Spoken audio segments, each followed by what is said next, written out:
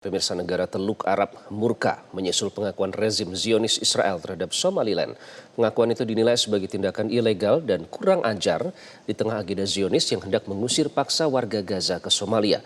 Republik Federal Somalia menyerukan kepada negara-negara Arab untuk berdiri teguh di samping Somalia melawan agresi Zionis. Liga Arab dan Dewan Kerjasama Teluk mengecam pengakuan Zionis Israel atas Somaliland yang memisahkan diri dari Somalia.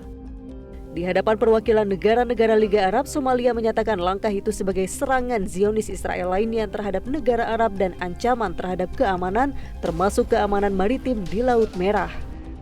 إنما أعلنت عنه حكومة الاحتلال الإسرائيلي من اعتراف مزعوم بإقليم الشمال الغربي بالصومال ما يسمى إقليم أرض الصومال هو عمل عدواني واستفزازي ومرفوض جملة وتفصيلا ويشكل انتهاكا فاضحا وغير مسبوق للقانون الدولي ولقرارات الأمم المتحدة ولميثاق جامعة الدول العربية والاتحاد الإفريقي ويمثل تحديا سافرا لإرادة المجتمع الدولي واستخفافا بالنظام الدولي القائم على احترام سيادة الدول. Sebelumnya, Menteri Informasi Kebudayaan dan Pariwisata Somalia Daud Awis dalam pidatonya dari Mogadishu pada hari Sabtu menyatakan tindakan Zionis bertentangan dengan tanggung jawab kolektif negara-negara untuk memerangi terorisme. Kelompok teroris Al-Shabaab dan ISIS berkomplot dengan Zionis dan turut menyerang Palestina dan negara-negara Arab lainnya. Somalia pun menegaskan dukungannya untuk Palestina. Somalia further reiterates its principled and unwavering support for the legitimate rights of the Palestinian people, including their right to self-determination and its firm rejection of occupation, forced displacement, demographic engineering, and settlement expansion in all their forms. In this regard, Somalia will never accept to make the Palestinian people stateless. Somalia makes clear that it will not permit the establishment of any foreign military bases or arrangements on its territory that will draw Somalia into proxy conflicts or import regional and international hostilities into this region. Pada hari Jumat lalu, Zionis Israel dan Somaliland menandatangani deklarasi untuk membangun hubungan diplomatik yang dimediasi Amerika Serikat untuk menormalisasi hubungan Zionis dan sejumlah negara Arab dan Afrika. Langkah itu juga untuk memuluskan tindakan Zionis Israel yang hendak mengusir paksa warga Palestina dari Gaza, di mana Somaliland menjadi salah satu tujuannya. Sebelumnya, sekutu Zionis Presiden Amerika Serikat Donald Trump mengajukan relokasi alias pengusiran paksa warga Palestina di Gaza, salah satunya ke Somaliland. Selain itu, letak Somaliland yang dekat dengan Yaman membuat Zionis bisa menyerang para pejuang Yaman yang selama ini konsisten membela Palestina. Somaliland mendeklarasikan kemerdekaan dari Somalia pada tahun 1991 tetapi belum diakui oleh negara anggota PBB manapun. Banyak negara dan organisasi internasional yang mengecam pengakuan rezim Zionis Israel atas Somaliland karena melanggar prinsip kedaulatan dan integritas teritorial Somalia yang diakui secara internasional. Dewan Keamanan PBB bahkan dilaporkan akan segera menggelar sidang darurat untuk membahas dampak dari pengakuan ini terhadap stabilitas regional dan aturan internasional. Kita akan membahasnya bersama analis Timur Tengah Hasibullah Satrawi. Mas Hasib, selamat malam. Selamat malam, Mas Iqbal. Jadi pengakuan rezim Zionis Israel terhadap Somaliland ini ditolak oleh banyak negara, khususnya negara-negara Arab dan Afrika, Mas. Nah, apakah Israel sebenarnya telah lama merancang agenda ini untuk memuluskan pencaplokan wilayah Palestina di Gaza, Mas Hasib? Ya, saya melihat apa yang dilakukan oleh Benjamin Netanyahu dengan mengakui Somaliland ini secara sepihak, ini bisa kita pahami sebagai strategi baru atau manuver baru yang coba dilakukan oleh Netanyahu, oleh Israel untuk semakin meneguhkan apa yang dia sebut bahwa Israel berkuasa terhadap politiknya di internal sendiri, bahkan di Timur Tengah. Dan yang kedua, melalui strategi ini, maka sebenarnya Netanyahu ingin menunjukkan kepada dunia, dia bisa terbebas dari bayang-bayang termasuk Amerika Serikat yang selama ini dianggap terlalu kuat mencampuri urusan dalam negeri Israel. Nah, oleh karena itu memang tantangannya kalau Israel mau merdeka dalam menentukan politik dalam negeri dan luar negerinya, maka tantangan yang pertama adalah sejauh mana dia betul-betul bebas dari bayang-bayang dukungan terutama Amerika Serikat. Nah, inilah menurut saya yang dilakukan oleh Netanyahu sekarang ini, termasuk dalam kunjungannya ke Amerika yang dalam 1 tahun terakhir ini sudah dicatat sebanyak yang kelima kali. Jadi saya melihat ada upaya dan manuver yang sangat berbahaya, Mas Iqbal, dari Israel, karena dengan melakukan seperti ini, kalau dia lakukan kepada katakanlah kelompok-kelompok separatis, kelompok-kelompok perlawanan lain, maka ini akan membahayakan banyak negara lain di dunia yang kita lihat sebenarnya hampir tidak ada ya, atau minimal cukup banyak negara di dunia yang katakanlah ada kelompok-kelompok perlawanannya gitu, atau kelompok-kelompok yang ingin merdeka.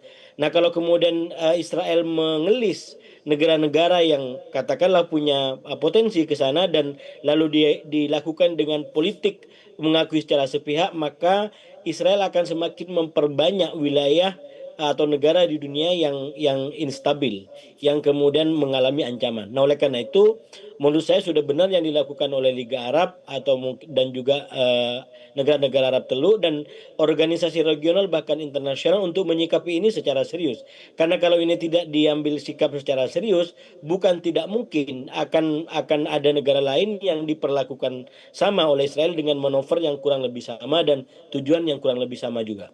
Mas Hasib, kalau Anda tadi menyatakan upaya Israel untuk keluar dari bayang-bayang Amerika, kalau kita tarik benang merah ya, beberapa waktu sebelumnya Presiden AS Trump ini mengajukan rencana pengusiran paksa dengan dalih katanya untuk relokasi warga Palestina dari Gaza ke sejumlah negara. Nah, salah satu yang disebut saat itu Somaliland. Apakah masih ada andil besar artinya dari Amerika Serikat terkait dengan pengakuan Israel terhadap Somaliland dan agenda relokasi itu, Mas Hasib?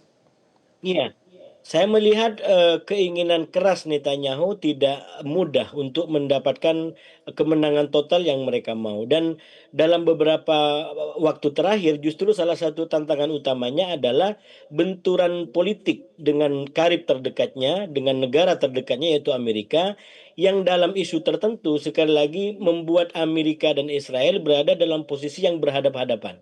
Katakan dalam konstelasi dan perkembangan politik terbaru di Syria. Kita tahu Amerika itu adalah dengan Trumpnya sangat mendukung pemerintahan Ahmad Syara, dan kita tahu bahwa Israel justru berada pada pihak yang berlawanan. Nah, ini juga memancing keretakan hubungan di antara Israel dengan Amerika. Belum lagi isu mengenai katakanlah kedekatannya Amerika dengan Arab Teluk yang sangat berambisi untuk menguasai senjata-senjata canggih bantuan dari Amerika, termasuk untuk menyaingi apa yang dimiliki oleh Israel. Nah, ini sekali lagi membuat hubungan di antara Amerika dengan Israel berada di dalam titik yang sangat kritis kalau tidak disikapi oleh kedua belah pihak dengan sangat serius. Nah, oleh karena itu saya melihat berbagai macam kunjungan yang dilakukan oleh Netanyahu terutama dan termasuk yang sekarang sedang dilakukan itu sebenarnya mencoba untuk mengamankan peta ke depan, peta lawan dan peta musuh yang bisa dilakukan ke depan, karena sekali lagi banyak kemudian poin-poin yang membuat Amerika sendiri dengan Israel berada dalam posisi yang berhadapan-hadapan. Terkecuali mungkin soal Iran ya, yang sekarang mulai diangkat kembali bahwa Iran sangat potensial mengancam Israel kembali, dan Netanyahu diberitakan ingin melobi Amerika agar mendukung kembali serangan kalau diambil kepada Iran, dan sangat mungkin itu dijadikan sebagai alat atau isu bergaining oleh Netanyahu untuk mengimbangi permintaan dan ambisi Trump untuk memaksakan perundingan atau gencatan senjata di Gaza memasuki tahap kedua. Kunjungan Karena kita Netanyahu tahu ke Amerika sendiri ini cukup menjadi pertanyaan tersendiri ya, karena pesawat Netanyahu ini melewati negara-negara yang seharusnya mendapatkan perintah untuk menangkap Netanyahu jika melewati negara mereka. Akhirnya sekarang berani untuk melewati negara-negara tersebut jika sebelumnya harus memutar. Tapi itu masalah lain, Mas Hasib, soal perkembangan terbaru. Teluk Aden yang ada di Somaliland itu kan disebut-sebut sangat strategis ya lokasinya. Nah, ada pernyataan dari pemimpin kelompok pejuang Yaman, Abdul Malik Houthi, yang memperingatkan, kasih warning nih, bahwa jika ada Zionis Israel di Somaliland, maka akan menjadi target militer pasukan militer Yaman. Nah, apakah pernyataan dari Yaman ini direspons sebagai ancaman dan bisa menjadi justifikasi Zionis untuk nanti menyerang Yaman, Mas Hasib? Iya, saya rasa memang itu bagian daripada langkah strategis, dampak strategis dari ambisi Israel untuk mengakui kemerdekaan daripada Somaliland ini. Karena sekali lagi kalau ini mulus, maka kepentingan Israel bukan hanya dalam tanda kutip bukan hanya mengamankan kepentingannya di Somaliland, tapi juga pada waktu bersamaan dia bisa memperluas jangkauannya, memperluas kekuatannya, termasuk untuk mendekati Yaman yang selama ini menjadi tempat rongrongan, tempat Houthi dengan segala macam ancamannya kepada Israel. Dan sekali lagi ini merupakan langkah strategis yang kalau saya baca ciri khasnya Israel dalam beberapa serangan yang dilakukan, sekali serang dia ingin mengamankan 1 sampai 3 kepentingannya. Dan tapi sekali lagi saya melihat catatannya, tantangannya adalah justru berada pada katakanlah Amerika Serikat atau bahkan negara-negara yang selama ini berhubungan baik dengan Israel. Katakan ada Mesir yang kita lihat walaupun dia secara di depan umum bertentangan dengan Israel, kita tahu hubungannya sangat kuat dan sangat strategis dengan Israel. Begitu juga dengan Uni Emirat Arab yang membangun hubungan diplomatik dengan Israel. Jadi sekali lagi ini pertaruhan besar juga yang dilakukan oleh Israel dengan mengambil sikap mengakui kemerdekaan dari Somaliland ini, Mas Iqbal. Oke, Mas Hasib, nanti apa yang kira-kira akan terjadi dalam sidang darurat Dewan Keamanan PBB? Apakah ini bisa mengubah tatanan, bisa mengubah situasi ke depan dengan diadakannya sidang tersebut? Apa yang akan menentukan nanti? Ya, saya rasa Israel dalam 2 tahun terakhir ini betul-betul menjadi ujian bagi tatanan hukum internasional, bagi tatanan hukum di Eropa juga, karena apa yang dilakukan oleh Israel jelas-jelas melanggar berbagai macam ketentuan yang ada di situ. Katakan tadi disampaikan oleh Mas Iqbal, ini beberapa waktu sebelumnya penerbangan Netanyahu ke Amerika itu menempuh jalur yang memutar sedemikian jauh karena menghindari udara dari negara-negara yang menandatangani protokol Roma karena telah memberikan status sebagai tersangka ataupun dituduh sebagai penjahat perang oleh ICC. Nah, kita lihat sekarang justru pesawat Netanyahu seakan-akan bebas dari itu dan melintasi beberapa negara termasuk Prancis yang disebutkan, dan banyak negara kemudian mempersoalkan kenapa ini bisa bebas gitu. Karena sekali lagi mereka sudah menandatangani dan setuju dengan hukum ICC, sementara ICC sudah dengan jelas menjadikan Netanyahu sebagai pihak yang harus dimintai pertanggungjawaban terkait dengan tuduhan atau dugaan kejahatan perang yang dilakukan di Gaza.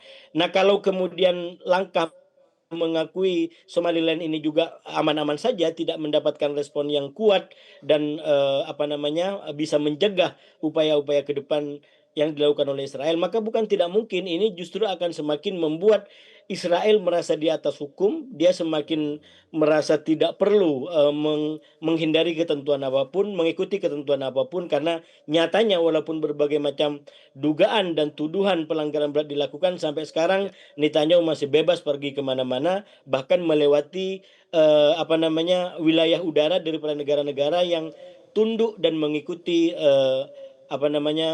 keputusan daripada ICC. Jadi sekali lagi ini pertaruhan presiden yang bagi global dan bisa masyarakat dunia. sampai kepada publik dunia. Tentunya inkonsistensi dari negara-negara yang menandatangani Statuta Roma itu menunjukkan bahwa lagi-lagi membiarkan ada pelecehan terhadap hukum internasional ya.